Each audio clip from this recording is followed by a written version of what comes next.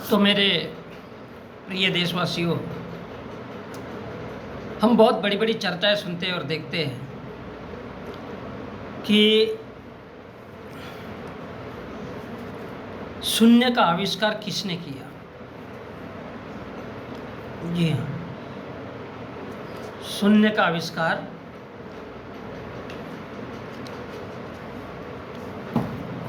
किसने किया। बहुत बड़ी बड़ी बहस होती है, बहुत बड़ी बड़ी चर्चाएं होती है। कोई कहता है आर्यभट्ट ने किया, कोई कहता है दूसरी शताब्दी में किया।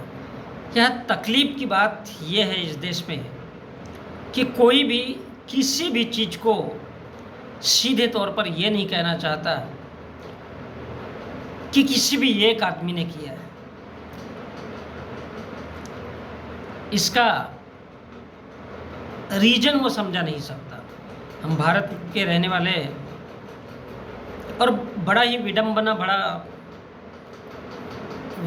विडंबना से भरा पड़ा ये देश है। तो सवाल इस बात का उठता है कि वास्तव में शून्य की खोज किसने किया। आर्यभट्ट क्या कोई बल्ब का आविष्कार करता था? जी नहीं। क्या आर्यभट्ट कोई ऐसा साइंटिस्ट था जिसने न्यूटन जैसी थ्योरीज दी? बिल्कुल नहीं। और हम देखते हैं आज से 2500 साल पहले बुद्ध ने बहुत खूबसूरत सी बातों का जिक्र किया और बताया। हुआ बुद्ध, जनाब बुद्ध आप भी हैं, हर इंसान के अंदर है। लेकिन कौन सा इंसान जो 100% जागृत है। किसी ने कह दिया कि कौवे ने कान लेके गया तो अपने कान की तरफ देखने वाला, और कान की तरफ देखने के साथ साथ उसके दिमाग में कम से कम 10 सवाल उठने ही चाहिए कि इस सामने वाले इंसान ने क्यों कहा कि कौवे ने कान लेके गया। दूसरी चीज़, उसने कौवे की तरफ देखना चाहिए। क्या देखना चाहिए? बेवकूफ़ी है। यही तो बात है, कान की तरफ। तीसरी चीज़, अपने उसके दिमाग में फटाक से बत्ती जलना चाहिए और उसका दिमाग उठना चाहिए कि भाई ये इसने ऐसा बोला तो आखिर क्यों बोला।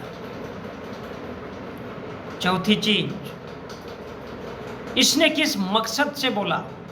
पांचवी चीज, अगर इसने ऐसा बोल दिया तो सच में क्यों बोल दिया होगा। या तो ये कहने वाला बेवकूफ़ है या मैं सुनने वाला बेवकूफ़।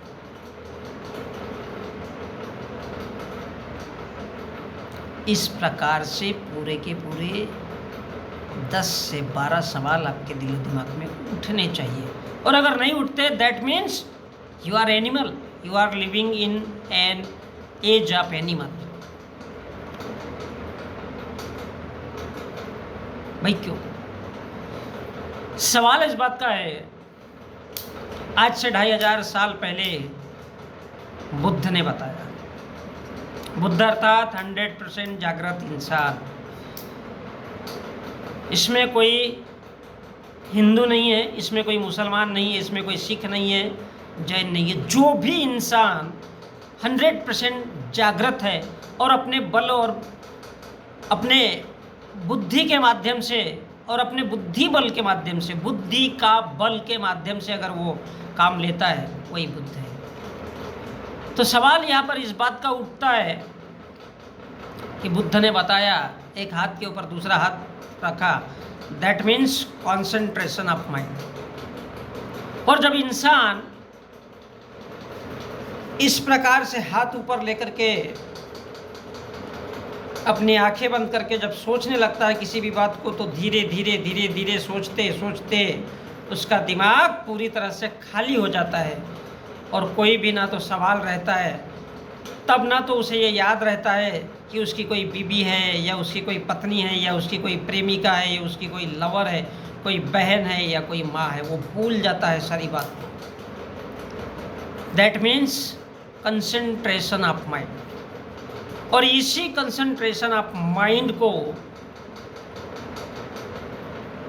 या इस प्रकार की स्थिति को जहाँ पर सोचते सोचते जब सारे सवाल खत्म हो जाते हैं और हमारे मस्तिष्क या हमारा मस्तिष्क पूरी तरह से शांत हो जाता है, शून्य हो जाता है, यही तो शून्य है। लेकिन हम ऐसे देश में रहते हैं जहाँ लोगों के पास में खोपड़ा नहीं है। गधे को, घोड़े को, कुत्ते, बिल्ली को एक ही लाइन में खड़ा कर दो और बोल दो कि ये क्या है, सब जानवर है, मतलब सबने मान लिया। लेकिन सबकी विशेषताएं अलग अलग है। ये कोई सुनने और कहने को खाली नहीं है। उसके लिए क्या करना है? धर्म की परत को चढ़ा दो, लोगों को अंधा बना दो, मूर्ख बना दो, मानसिक रूप से उनको लंगड़ा लूला गुलाम बना दो। वो साला सुनते ही रहेंगे। क्यों? क्योंकि वो बातों को समझना नहीं चाहते। तो इस प्रकार जब हम अपने अंदर के ज्ञान को प्राप्त कर लेते हैं और धीरे धीरे जब हमारा मस्तिष्क शून्य हो जाता है, कोई न तो सवाल रहता है, ना ही कोई प्रश्न रहता है, न शरीर में किसी प्रकार की भूख होती है और ना ही किसी प्रकार की आसना वासना का उसमें वास होता है। इसी अवस्था को बुद्ध ने बताया कि मनुष्य का मस्तिष्क पूरी तरह से शून्य हो जाता है। यही तो शून्य की खोज थी, जो किसी आर्यभट्ट ने नहीं किया। यह अलग बात है कि भारत का इतिहास लिखने वाले दिग्गज लोग केवल ब्राह्मण थे और इस देश का जो संसाधन था वो सारा का सारा उनके पास था। इस देश का पैसा, धन, दौलत इस देश के ठाकुर और बनियाओं के पास था। इस वजह से उन्होंने हमेशा ही झूठ लिखा। सच तो ये है कि भारत में सुनने का जो आविष्कार था वो बुद्ध के दिमाग की उपज थी। सुनने का आविष्कार भारत में बुद्ध के विचारों ने किया, बुद्ध ने किया। लेकिन ये देश बहुत अजीबोगरीब देश है। तो हम लोगों को ये इस बात को नहीं भूलना चाहिए कि शून्य का आविष्कार बुद्ध ने किया। लेकिन जिनके पास कलम, कापी, किताब सब कुछ होता है, पूरा संसाधन होता है, धन दौलत होता है, वो लोगों को गुमराह करके अपनी बात को मनवा लेता है और जैसा चाहे इतिहास लिखता है। और यही इस देश की विडंबना रही है। इसलिए ओरिजिनल जो बातें हैं वो कभी समझाई नहीं जाती, क्योंकि ओरिजिनल बातें उन ब्राह्मणों ने इस देश के लोगों को तोड़ मरोड़ करके, उनके भारत में बुद्ध के ग्रंथ जला करके, उनकी किताबें जला करके, उनके इतिहास को जलाकर, उनके मंदिरों को तोड़ ताड़ फोड़ फाड़ करके जो अपनी नींव रखी है।